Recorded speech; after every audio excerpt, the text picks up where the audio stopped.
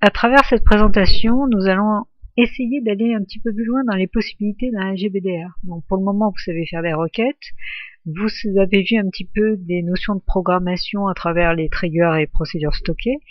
Un GBDR offre beaucoup plus de possibilités, en particulier dès qu'on utilise des applications un petit peu plus puissantes, et en particulier quand vous avez plusieurs applications qui attaquent la même base de données. Donc on va essayer de voir les transactions, les verrous et aussi les cas d'exception qui permettent de pallier un certain nombre de problèmes dans ce domaine. Alors, les particularités de la programmation dans un GBDR, bon, il existe évidemment plusieurs possibilités pour accéder à une base de données, vous les connaissez ces possibilités. Vous pouvez faire des requêtes venant de l'extérieur, à partir d'un programme extérieur, des requêtes directement dans le GBDR. Vous avez vu les notions de trigger et procédures stockées.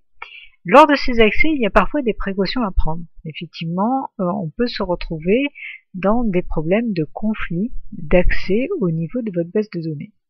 Du coup, on va voir donc des différentes possibilités qui permettent de pallier à ces problèmes de conflit. Alors d'abord, on va voir la notion de transaction qui permet en fait de regrouper en un bloc indissociable un ensemble de requêtes. Du coup, soit elles sont toutes exécutées, soit aucune n'est exécutée. On va voir aussi la notion de verrou qui permet en fait de placer une interdiction temporaire d'accès à une partie de la base de données.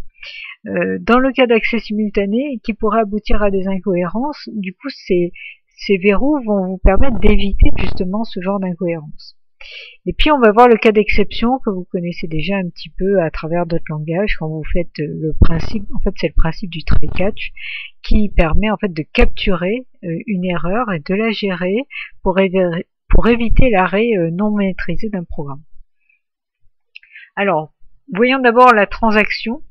Alors je vous rappelle, hein, on a déjà rapidement dit ce que c'était. Il est possible d'exécuter donc temporairement plusieurs requêtes et de pouvoir soit enregistrer définitivement l'effet de ces requêtes, soit revenir à l'état initial. Donc en gros, soit elles sont toutes exécutées, soit aucune n'est exécutée. Elles représentent une sorte de bloc. Alors l'intérêt de la transaction, eh bien en fait on l'utilise dans deux cas. Soit pour contrôler temporairement l'effet de requête sans vouloir modifier la base de données. Donc vous avez envie de vous amuser à exécuter plusieurs requêtes, mais voir temporairement ce que ça donne. Mais ceci dit, vous voulez pouvoir revenir en arrière et annuler en quelque sorte les différentes manipulations. Donc ces requêtes vont être mises dans une transaction, vont s'exécuter et vous allez pouvoir annuler cette transaction à la fin si jamais vous voulez revenir à l'état initial. Alors on utilise ce système assez souvent dans les tests unitaires évidemment, parce que le but c'est pas de modifier définitivement la base de données. Dans les tests de fonctionnement, c'est le même principe, ou juste pour faire évidemment ce que je viens de vous expliquer, les simulations. Le deuxième cas, qui est effectivement le plus important, c'est pour protéger l'intégrité de la base de données.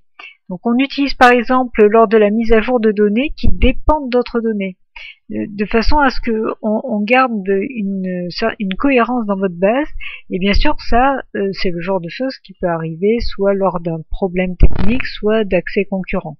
Donc un exemple, l'enregistrement d'une opération sur un compte bancaire doit mettre à jour le solde du compte. Alors vous doutez bien que si vous ajoutez par exemple un nouvel enregistrement dans la table opération, votre table opération est reliée à la table compte, hein, puisqu'il y a plusieurs opérations sur un compte. Et imaginons que dans le compte, vous avez un attribut qui représente le solde. Il faut faire attention évidemment qu'il y ait une logique entre le solde du compte et les enregistrements des opérations. Donc au moment où vous faites un insert par exemple dans opération, il est important que l'update du solde du compte se fasse uniquement si l'insert s'est fait. Donc les deux instructions doivent soit toutes les deux se faire, soit aucune des deux. Voilà un exemple type de transaction qui peuvent se faire même à partir d'une seule application, mais c'est pour éviter, imaginons qu'il y a un bug ou qu'il y a un plantage ou quoi que ce soit entre l'insert et l'update, il n'est pas question que l'insert se fasse sans l'update. Donc la transaction a un réel intérêt à ce niveau-là. Alors, au niveau des triggers, un trigger en fait gère nativement les transactions. Donc ça signifie que si le trigger contient plusieurs requêtes de type insert ou update par exemple, ou delete, eh bien elles seront soit toutes exécutées, soit aucune. Donc vous n'avez pas à vous inquiéter des transactions au niveau des triggers. Alors la transaction, en fait, elle doit respecter le modèle ACID. ACID, ça veut dire atomicité, cohérence, isolation et durabilité.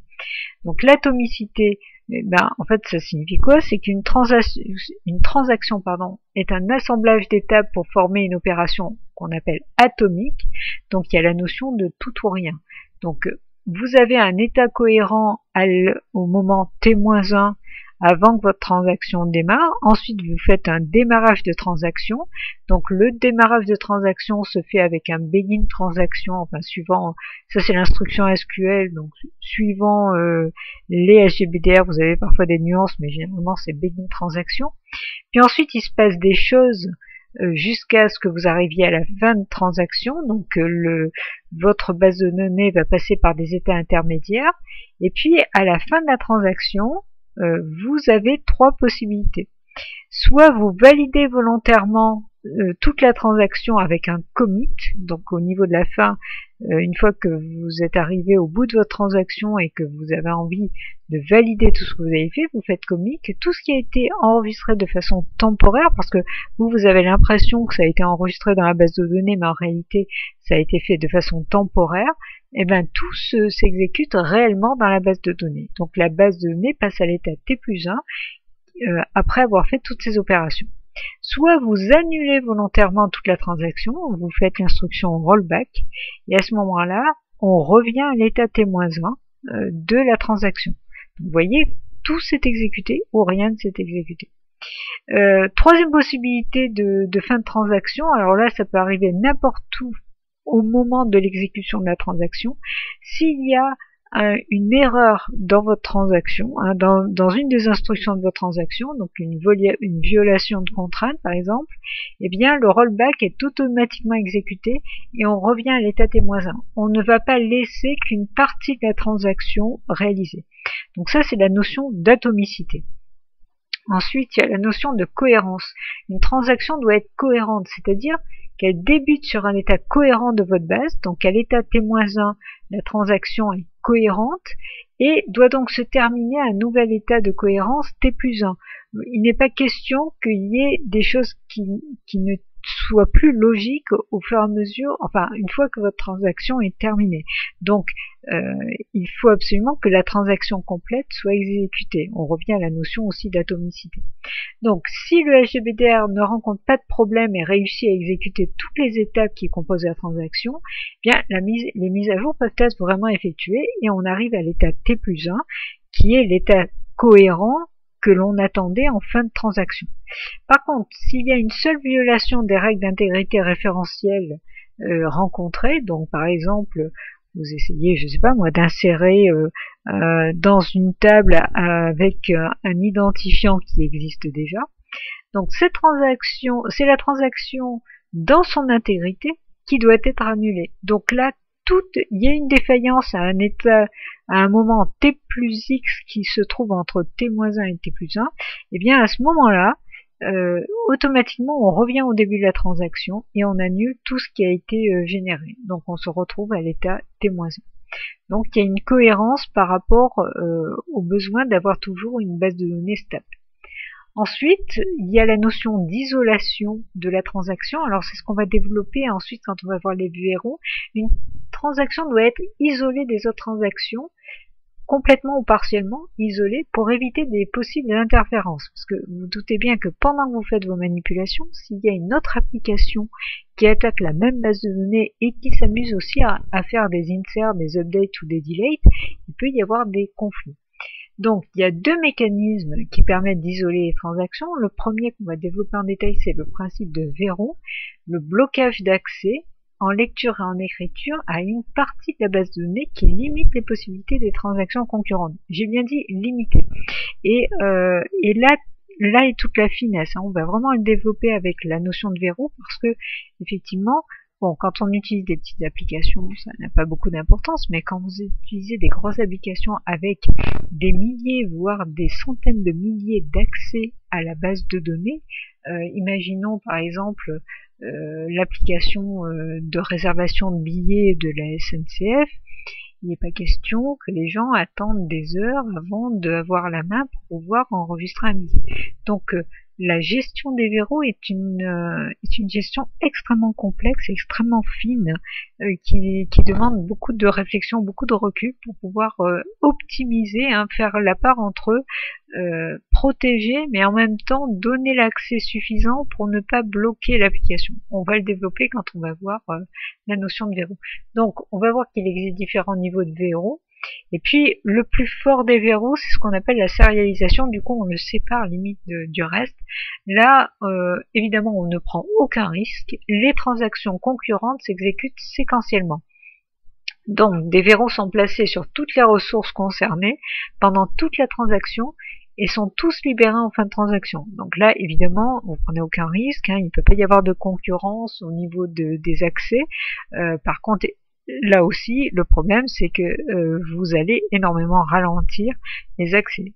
Tant que la transaction n'est pas terminée, notre transaction ne peut pas se faire, ça n'est pas imaginable dans certaines applications. Alors, le dernier point du modèle ACID, c'est le D, la durabilité. Donc, l'effet d'une transaction doit être durable. Une fois que la transaction est validée, donc une fois qu'elle est terminée, les modifications doivent persister, elles doivent être enregistrées, ce qui est assez logique, mais cette persistance est assurée quand même par l'utilisation conjointe de sauvegardes et de journaux de transaction, qui assurent le maintien des effets d'une transaction même en cas de défaillance logicielle ou matérielle qui se produirait avant la fin d'une transaction. Parce qu'effectivement, imaginons qu'il y ait un problème matériel ou logiciel pendant la transaction, vous avez la possibilité quand même de relancer votre transaction, de retrouver les effets de la transaction et les étapes intermédiaires qui avaient été réalisées. En tout cas, il y a obligatoirement quelque chose de propre qui a été géré, parce que forcément, si vous avez un incident en cours de manipulation de la transaction, il faut que votre base de données reste stable, quoi qu'il arrive. Voilà les différents points importants à retenir sur la transaction. On va, dans un deuxième temps, développer les verrous qui sont directement liés justement aux transactions.